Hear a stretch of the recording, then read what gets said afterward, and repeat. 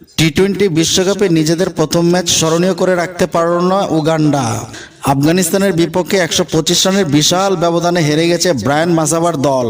তুলনামূলক শক্তির বিচারে এগিয়ে থাকা আফগানিস্তানের বিপক্ষে ন্যূনতম লড়াইটিও করতে পারেননি দলটি। মঙ্গলবার 4 জুন গায়ানায় গ্রুপ পর্বে নিজেদের প্রথম ম্যাচে মুখোমুখি হয় আফগানিস্তান ও উগান্ডা। টসে হেরে ব্যাটিংয়ে নেমে উদ্বোধনী জুটিতেই 150 পার করে দুই ওপেনার রহমানুল্লাহ গুরবাজ এবং ইব্রাহিম জারদান। 154 রানের মাথায় জারদানকে বোল্ড করেন উগান্ডার প্রথম সাফল্য এনে দেন ব্রায়ান মাসাবা। 46 বলে 9-4 এবং 1 ছক্কার মাধ্যমে 70 রান করেন ইব্রাহিম জারদান। এরপর দ্রুত ফিরে যান গুরবাজও। 45 বলে 4টি করে 4 ছক্কা মেরে 70 রান করেন গুরবাজ। ডানহাতি এই ওপেনারকে থামান আলপেস রামজানি। দুই ওপেনারের বিদায়ের পর শেষ দিকে নিয়ন্ত্রিত বোলিং করেন উগান্ডা। শেষ পর্যন্ত নির্ধারিত 20 ওভার শেষে 5 উইকেট হারিয়ে 183 রান সংগ্রহ করতে পারে আফগানিস্তান। 184 রানের জবাবে ব্যাটিংয়ে নেমে শুরুতেই হোঁচট খায় উগান্ডা।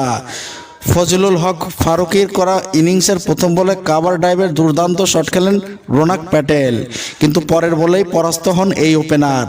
3-এ নেমে রানের খাতাই খুলতে পারেননি রোগার মোসাকা। প্রথম ওভারে 2 উইকেট হারিয়ে বিপর্যয়ে পড়ে উগান্ডা। সেখান থেকে দলকে টেনে নিতে পারেনি কোনো ব্যাটার। ধুঁকতে থাকা উগান্ডা মাত্র 58 রানে গুটিয়ে যায় 4 ওভার বাকি থাকতেই। তাদের হয়ে 25 বলে সর্বোচ্চ 14 রান করেন রবিনসন। 2 অঙ্কের ঘর স্পর্শ করতে পেরেছেন রিয়াজাত আলী শাহ।